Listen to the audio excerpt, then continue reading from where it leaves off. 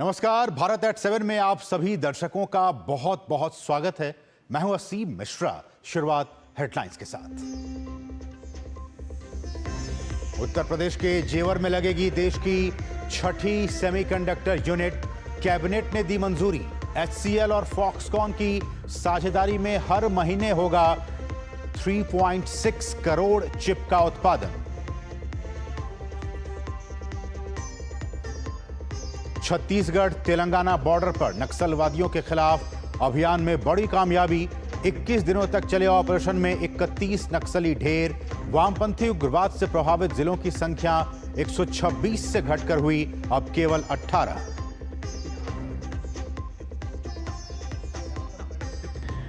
कई देशों के सैन्य विश्लेषकों ने ऑपरेशन सिंदूर को बताया भारत की बड़ी जीत।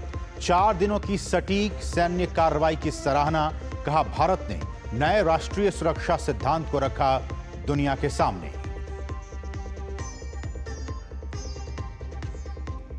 पूरा देश कर रहा है हिंद की सेना के शौर्य को नमन। ऑपरेशन सिंदूर के नायकों के सम्मान में देश भर में निकाली जा रही है तिरंगा यात्रा। यूपी के सीएम ने कहा, सेना ने पाकिस्तान के दुस्साहस का दिया मुंहतोड़ जवाब। और महंगाई से मिली दोहरी राहत। खुदरा के बाद थोक महंगाई दर में गिरावट। अप्रैल में थोक महंगाई 13 महीने के निचले स्तर 0.85% पर पहुंची।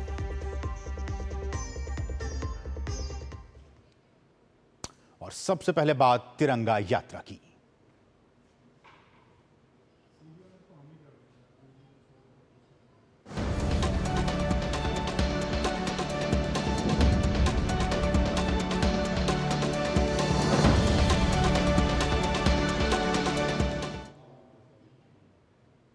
देश भर में ऑपरेशन सिंदूर की सफलता का जश्न मनाने के लिए तिरंगा यात्रा निकाली जा रही है।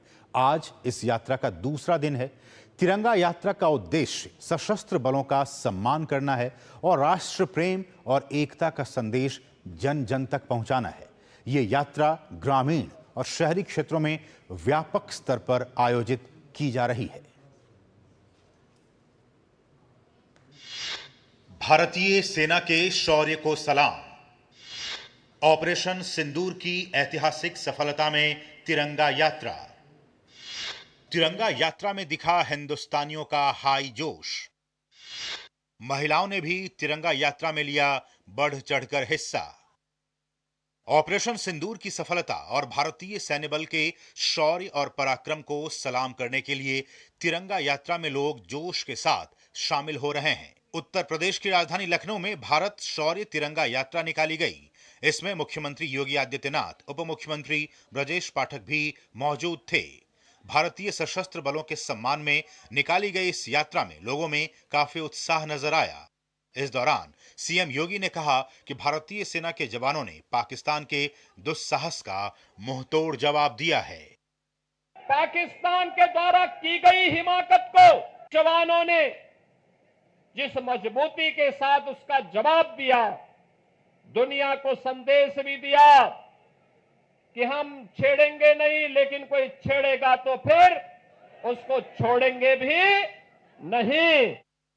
लखनऊ में ऑपरेशन सिंदूर की सफलता के जश्न में बड़ी संख्या में लोग शामिल हुए। भारतीय सेना द्वारा पाकिस्तान के आतंकी ठिकानों को तबाह करने पर अपनी खुशी जाहिर की। ये तिरंगा यात्रा हम लोग सम्मान में निकाल रहे हैं अपनी भारतीय सेना के, क्योंकि भारतीय सेना ने जिस शौर्य और पराक्रम के साथ हम जिस जज्बे से हमें बचाया है और सेव किया है, उसके हम सब आभारी हैं। हमें गर्व है अपने भारत पर, अपनी सरकार पर और अपने आर्मियों पर। जीत की खुशी में आज हम लोग तिरंगा यात्रा निकाल रहे हैं। मुरादाबाद शहर में सेना के प्रति सम्मान व्यक्त करने के उद्देश्य से शहर की कुछ प्रमुख बिल्डिंगों पर पेंटिंग के माध्यम से भारतीय सेना के शौर्य और पराक्रम की कहानी बयां की जा रही है, जो लोगों को बहुत आकर्षित तो कर ही रही है, साथ ही देशभक्ति की भावना को भी बढ़ा रही है। इन पेंटिंग्स में सेना के विभिन्न अंगों जैसे वायुसेना, थल सेना को दिखाया गया है। दीवारों पर जो आकृतियां, कलाकृतियां बनाई जा रही हैं, उसके अंदर भी एक संदेश है।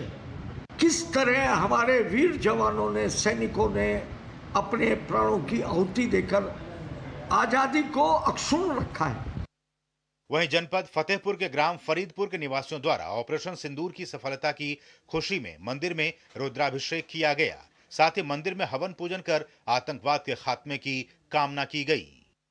सारी सेनाओं ने, तीनों सेनाओं ने आतंकवादियों के 9 ठिकानों के ट्रेनिंग सेंटर को निशाना बना करके जिस तरह से सैकड़ों आतंकवादियों को नस्त नाबूद किया, उससे पाकिस्तान दहल गया, घबरा गया। और इस कार्य के लिए हम तो सबसे पहले सेना का अभिनंदन करते हैं। ऑपरेशन सिंदूर की सफलता के बाद गोरखपुर के नागरिक पीएम मोदी और भारतीय सेना की प्रशंसा कर रहे हैं। जिस तरीके से पाकिस्तान में हमला करा करके अब पाकिस्तान को धूल चटाने का काम किया है, हम माननीय नरेंद्र मोदी जी का स्वागत करते हैं। और हम सब जानते हैं कि आतंकवाद की सबसे ज्यादा जड़ जो है वो पाकिस्तान ही है पूरे विश्व में, तो उसके तहत उन्होंने जो ऑपरेशन चलाया वो बहुत सफल रहा। भारतीय सशस्त्र बलों ने 6 और 7 मई की रात को ऑपरेशन सिंदूर शुरू किया था। लगभग 23 मिनट तक चले इस ऑपरेशन में पाकिस्तान के 9 आतंकी ठिकानों को तबाह किया गया और 100 से ज्यादा आतंकवादी मारे गए। भारतीय सैन्य बल की सफल कार्रवाई और उनके शौर्य और पराक्रम को सलाम करने के लिए तिरंगा यात्रा में लोग जोश के साथ शामिल हो रहे हैं।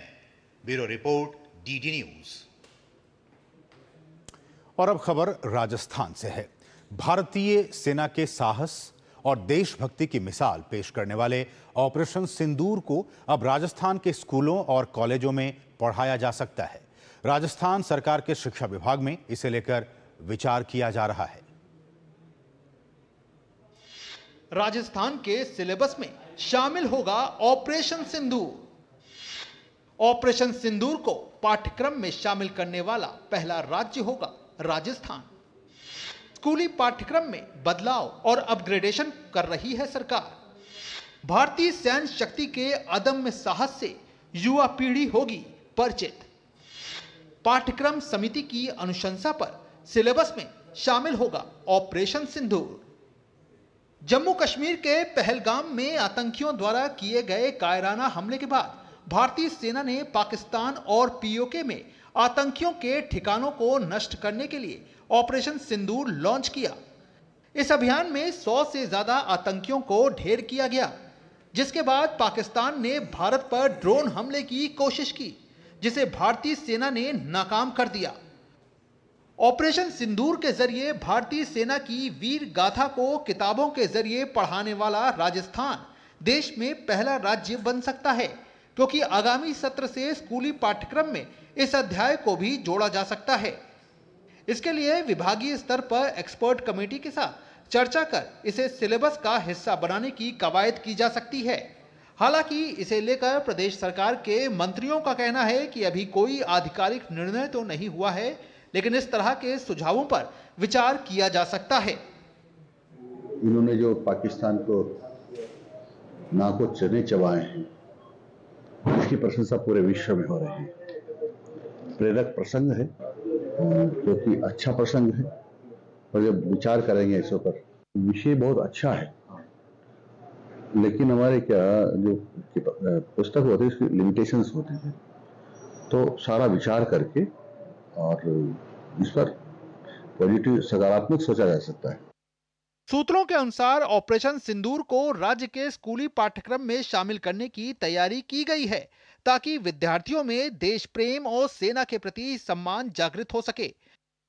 यह निर्णय भारतीय सेना की वीरता को सम्मान देने के साथ साथ आगामी पीढ़ी को अपनी सेना के योगदान के प्रति जागरूक करेगा।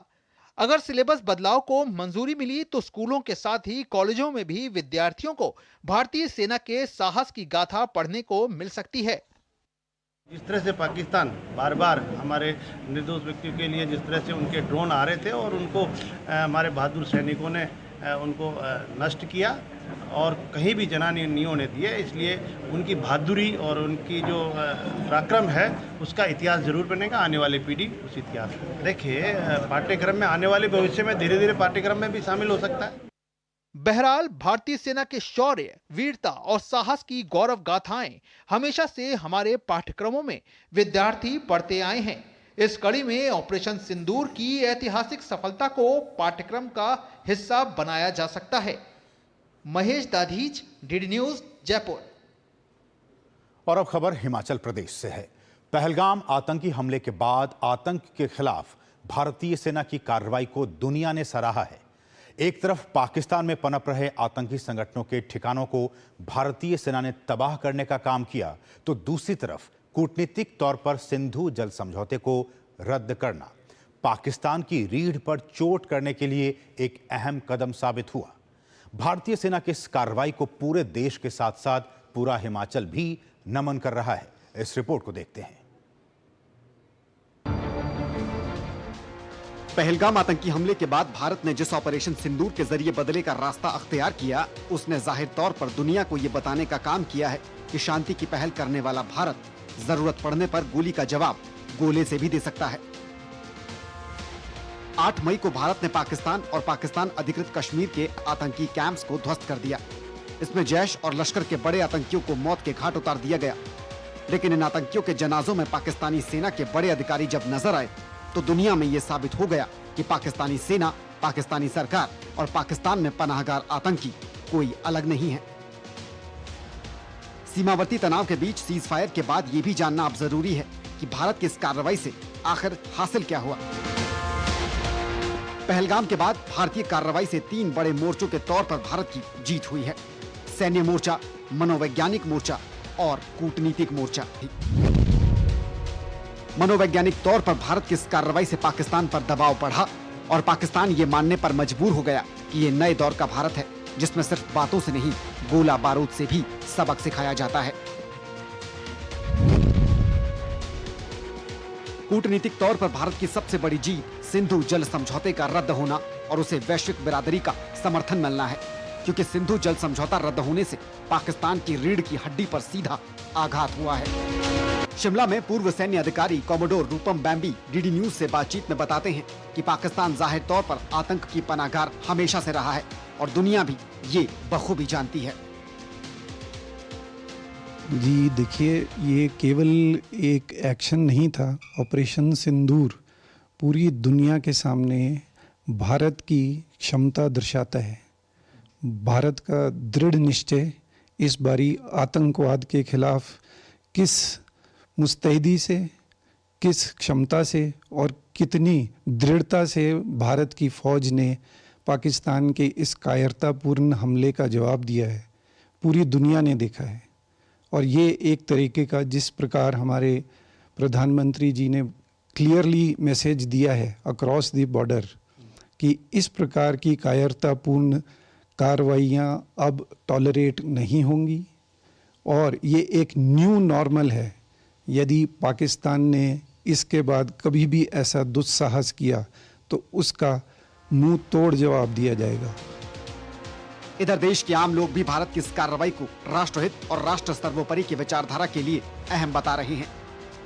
भारतीय सेना आज पूरे विश्व भर में सबसे शक्तिशाली सेनाओं में से है और भारत आज पूरे विश्व को ये संदेश दिया है कि भारत कभी भी अपने हक के लिए, अपने लोगों के लिए कभी भी किसी के ऊपर भी हमला कर सकता है। हिमाचल प्रदेश वो देवभूमि है जहां कसौली से 1857 के स्वतंत्रता संग्राम की पहली चिंगारी भड़की थी। इस छोटे से पहाड़ी राज्य से हर साल औसतन 2800 से भी ज्यादा युवा देश सेवा के लिए सेना की वर्दी पहनते हैं। सेना की डोगरा रेजिमेंट में ही हिमाचली युवाओं की सबसे ज्यादा मौजूदा संख्या है। हिमाचल प्रदेश के सैनिकों ने शौर्य, साहस और पराक्रम की हमेशा मिसाल पेश की है। पहलगाम की आतंकी घटना के बाद भारतीय सेना की कार्रवाई ने दुनिया को यह बता दिया कि आतंक को किसी भी सूरत में भारत अब बर्दाश्त करने वाला नहीं है। इससे दुनिया को यह संदेश भी गया है कि भारत की संप्रभुता पर हमला करने वालों को बिल्कुल भी भारत बर्दाश्त नहीं करेगा। शिमला से कैमरा पर्सन राकेश कुमार के साथ धर्मप्रकाश, डीडी न्यूज। और यहां रुकें एक बहुत ही छोटे से ब्रेक के लिए। आप देखते रहिए डीडी न्यूज। सस्ते वाले दाल मसाले स्वाद हुआ बेकार। MDH की हल्दी मिर्ची धनिया करे कमाल। ये रंग दे, ये खुशबू दे, ये तीखा, ये कम पड़े। क्या निराला MDH मसाला। कितने 8,400। थोड़े कम है, परसों तक दे दूं, चलेगा? चलेगा कैसे? भीम ऐप से कर देना। बड़ा अमाउंट है, पैसा बीच में अटक गया तो? परसों तक तू अटकाएगा, भीम ऐप नहीं। कीजिए बिल्कुल सुरक्षित पेमेंट्स। भीम, भारत का भरोसा, भारत का अपना पेमेंट्स ऐप। जो लक्ष्य चुना था समझ आने लगा है। GLA यूनिवर्सिटी, उच्च लक्ष्य की निश्चित प्राप्ति। जब धरती चीर कर निकलता है लोहे का पत्थर और मिलता है मोंगिया के जोश से, फिर तपता है, पिघलता है और बनता है फौलाद। अब होता है सरिया सारी खूबियों के साथ। मोंगिया स्टील, मजबूत देश का मजबूत सरिया।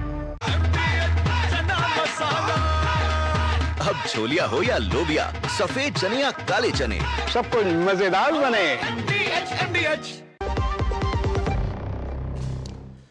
और ब्रेक के बाद आपका फिर से स्वागत है। खबर छत्तीसगढ़ से है। छत्तीसगढ़ के माओवाद प्रभावित क्षेत्र बस्तर में सुरक्षा बलों के जवान मिशन 2026 के तहत एक फोर्स को बड़ी कामयाबी मिल रही है। छत्तीसगढ़ तेलंगाना बॉर्डर के कुर्रे गुट्टा के पहाड़ पर 21 दिनों तक चले ऑपरेशन में फोर्स ने 31 नक्सलवादियों को मार गिराने में सफलता हासिल की है। देखिए हमारे सहयोगी सोमेश पटेल की बस्तर से ये ग्राउंड रिपोर्ट। बीजापुर में नक्सलवाद के खिलाफ बड़ा ऑपरेशन, सुरक्षा बलों ने किया नक्सलियों का सफाया। वामपंथी उग्रवाद से प्रभावित जिलों की संख्या 126 से घटकर अब केवल 18। 2025 में हुई नक्सली हिंसा की सिर्फ 19 घटनाएं। 2025 में 718 नक्सलियों ने किया आत्मसमर्पण। छत्तीसगढ़ बीजापुर तेलंगाना बॉर्डर पर चल रहे एंटी नक्सल ऑपरेशन में सुरक्षा बलों ने 31 नक्सलियों को इनकाउंटर में मार गिराने में बड़ी सफलता हासिल की है। 21 दिनों तक चले ऑपरेशन में फोर्स ने इस दौरान माओवादियों के ठिकानों से भारी मात्रा में विस्फोटक सामग्री, आधुनिक हथियार, AK-47 450 की संख्या में IED, 150 bunker, sniper, BGL, shell, गोला बारूद समेत दवाइयां और नक्सलियों के रोजमर्रा के उपयोग का सामान बरामद किया है।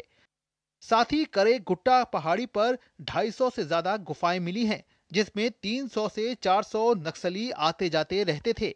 उन्होंने 2 साल तक सामान इकट्ठा किया था। नक्सलियों ने यहां गुप्त अस्पताल बनाए थे। इसका इस्तेमाल वे हथियार बनाने में करते थे। CRPF और छत्तीसगढ़ पुलिस की संयुक्त प्रेस कॉन्फ्रेंस में बुधवार को नक्सलवाद के खिलाफ बड़े ऑपरेशन की घोषणा की गई। सरकार द्वारा किए गए विकास कार्यों एवं बलों की कार्यवाही से सरेंडर्स की संख्या में भी बहुत बढ़ोतरी हुई है। वर्ष 2024 में 928 एवं 2025 के पहले 4 महीनों में अब तक 718 सरेंडर्स हो चुके हैं। सरकार ने माओवादियों को समाज की मुख्य धारा में शामिल होने हेतु आत्मसमर्पण और पुनर्वास नीति बनाई है, जो बहुत ही कारगर साबित हो रही है। CRPF का 2026 तक भारत को नक्सल मुक्त बनाने का लक्ष्य है। वामपंथी उग्रवाद से प्रभावित जिलों की संख्या 126 से घटाकर अब केवल 18 रह गई है।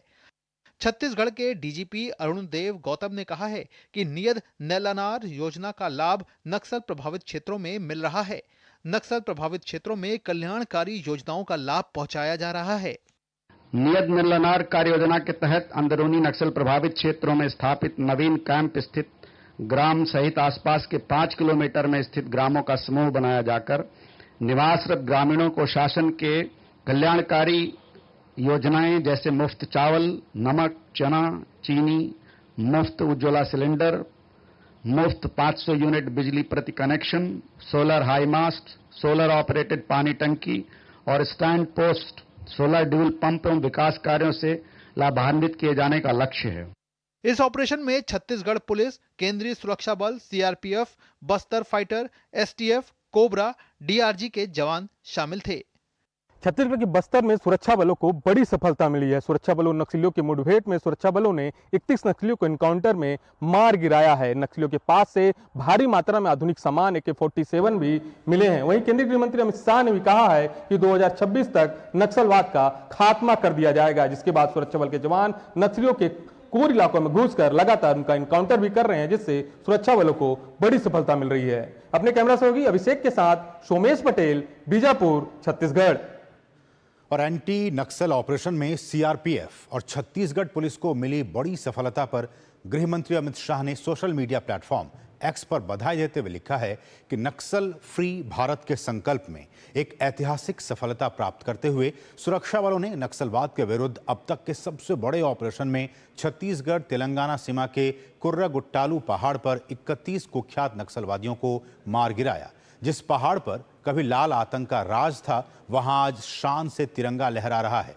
कुर्रागुट्टालू पहाड़ PLGA बटालियन 1, DKSZC, TSC और CRC जैसी बड़ी नक्सल संस्थाओं का यूनिफाइड हेडक्वार्टर था, जहां नक्सल ट्रेनिंग के साथ साथ रणनीति और हथियार भी बनाए जाते थे।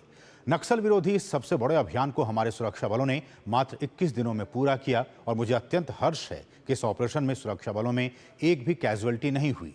खराब मौसम और दुर्गम पहाड़ी क्षेत्र में भी अपनी बहादुरी और शौर्य से नक्सलवादियों का सामना करने वाले हमारे CRPF, STF और DRG के जवानों को बधाई देता हूं। पूरे देश को आप पर गर्व है। प्रधानमंत्री श्री नरेंद्र मोदी जी के नेतृत्व में हम नक्सलवाद को जड़ से मिटाने के लिए संकल्पित हैं। मैं देशवासियों को पुनः विश्वास दिलाता हूं कि 31 मार्च 2026 तक भारत का नक्सल मुक्त होना तय है। और यहाँ रुकें एक और बहुत ही छोटे से ब्रेक के लिए। आप देखते रहिए DD न्यूज। दादी के हाथों का जादू और खुशबू से महकता घर। MDH गरम मसाला, असली मसालों से भरा हूं मैं, क्योंकि हर रिश्ता है स्वाद से जुड़ा। 10 लाख की लॉटरी मुझे। वाओ! फर्जी ऑफर्स से सावधान। RBI कहता है जानकार बनिए, सतर्क रहिए। अब आराम से पेमेंट करो, मेरे अकाउंट से हो जाएगा। तुझसे मांग तो लेती हूँ, तू कहाँ जा रही है? मम्मा, घर के बड़े हो, मांगने की नौबत नहीं आनी चाहिए। अपनों को दीजिए बिना बैंक अकाउंट के भी पेमेंट्स की आजादी, उनकी भाषा में। भीम, भारत का भरोसा, भारत का अपना पेमेंट्स ऐप। जो लक्ष्य चुना था समझ आने लगा है। GLA यूनिवर्सिटी, उच्च लक्ष्यों की निश्चित प्राप्ति। मेरी पसंद, मेरी पसंद, मेरी पसंद, मेरी पसंद, हमारी पसंद, हम सबकी पसंद। मजबूत देश का मजबूत सरिया हो गया स्टील। शादी का किचन महके जहां, गोल्डी किचन किंग मसाले हो वहां। गोल्डी लाई है फ्रेश लॉक टेक्नोलॉजी, जो रखे मसालों को हर समय फ्रेश। और ब्रेक के बाद आपका फिर से स्वागत है। बढ़ेंगे आगे खबरों में। भोपाल और इंदौर को मेट्रोपॉलिटन सिटी बनाने का काम तेजी से जारी है। भोपाल और इंदौर मेट्रोपॉलिटन का प्रारंभिक नक्शा भी तैयार हो गया है। आपको बता दें कि इंदौर का पहला मेट्रोपॉलिटन एरिया इंदौर, उज्जैन, देवास, धार को मिलाकर बनाया जा रहा है। दूसरा मेट्रोपॉलिटन एरिया भोपाल, सीहोर, रायसेन, विदिशा, ब्यावरा के राजगढ़ को मिलकर बनाया जा रहा है। आप इस पूरी स्टोरी को देखिए और मुझे और हमारी पूरी टीम को दीजिए अनुमति। नमस्कार। 5 जिलों को मिलाकर MP में बनेगा महानगर। मेट्रोपॉलिटन रीजन में सैटेलाइट टाउन बनाकर नए आवासीय क्षेत्र होंगे विकसित। मेट्रोपॉलिटन रीजन में टूरिस्ट सेंटर व सर्किट की प्लानिंग। भोपाल और इंदौर मेट्रोपॉलिटन रीजन का प्राथमिक मैप तैयार। शहरों का स्वरूप बदलेगा, विकास की संभावनाएं बढ़ेंगी। मध्य प्रदेश के 2 शहरों इंदौर और भोपाल को मेट्रोपॉलिटन शहर बनाने की दिशा में मोहन सरकार ने तेज गति से काम करना शुरू कर दिया है। सरकार ने दोनों मेट्रोपॉलिटन का प्रारंभिक नक्शा भी तैयार कर लिया है। DPR पर फिलहाल काम चल रहा है। सरकार की कोशिश है कि वैधानिक प्रक्रिया पूर्ण करने के लिए आगामी विधानसभा सत्र से पूर्व दोनों मेट्रोपॉलिटन का पूरा खाका तैयार कर लिया जाए। भोपाल और इंदौर को मेट्रोपॉलिटन सिटी बनाया जा रहा है। इसके बाद इन दोनों शहरों का और तेजी से विकास होगा, चरणबद्ध तरीके से विकास होगा। न केवल आर्थिक न केवल सामाजिक बल्कि एक रोजगार के भी साधन यहाँ पे उपलब्ध होंगे। कह सकते हैं कि यहाँ के लोगों का जो जीवन है वो जीवन शैली में भी बदलाव आएगा, साथ ही रोजगार भी मिलेंगे और कह सकते हैं कि पूरी तरीके से ये शहर दोनों शहर हैं ये एक आर्थिक रूप से संपन्न शहर होंगे और इससे लोगों की जो जीवन शैली है वो भी काफी कुछ बदलेगी। दोनों मेट्रोपॉलिटन में सरकार की कोशिश है कि मेट्रोपॉलिटन क्षेत्र में भूमि का नियोजित रूप से विकास सुनिश्चित किया जाए। क्षेत्र में औद्योगिक एवं व्यावसायिक गतिविधियों को बढ़ाने के लिए निवेशकों को अभी से प्रोत्साहित किया जाए। इन क्षेत्रों में भविष्य को देखते हुए इकोनॉमिक कॉरिडोर, सड़क परिवहन के साथ रेल परिवहन पर भी विशेष ध्यान दिया जाएगा। अगर मेट्रोपॉलिटन सिटी बन गई, जो कि अभी रोजगार का बहुत बड़ी समस्या है, सबसे पहले वो समस्या हल हो जाएगी। आसपास की अगर मैं बात करूं भोपाल इंदौर की, तो ये सिर्फ भोपाल इंदौर की बात नहीं रहेगी। आसपास के जितने भी 100 से 150 किलोमीटर के क्षेत्र में जितने भी गांव रहेंगे, कस्बे रहेंगे, उन सभी में रोजगार बढ़ जाएगा एक तरीके से अगर देखा जाए तो। मंथन इस बात पर भी हो रहा है कि इन क्षेत्रों के विकास में अपनी विरासत को संरक्षित रखने और पर्यावरण की दृष्टि से ग्रीन बेल्ट हो। योजना के क्रियान्वयन में सेमी अर्बन क्षेत्र से जुड़ी बुनियादी सुविधाओं पर प्रारंभिक रूप से प्लानिंग की जाए। इंदौर और भोपाल को मेट्रोपॉलिटन सिटी बनाने के लिए डॉक्टर मोहन सरकार गंभीर नजर आ रही है। सबसे पहले डीपीआर तैयार होनी है और डीपीआर तैयार करने के लिए कंसल्टेंट्स की नियुक्ति करने की प्रक्रिया मोहन सरकार कर रही है। सरकार की कोशिश है कि अगले विधानसभा सत्र के पहले तमाम वैधानिक कार्रवाई पूरी कर ली जाए ताकि इस प्रपोजल को विधानसभा से पारित करवा लिया जाए। कैमरामैन चंद्रमोहन के साथ आदित्य श्रीवास्तव, डीडी न्यूज़, भोपाल।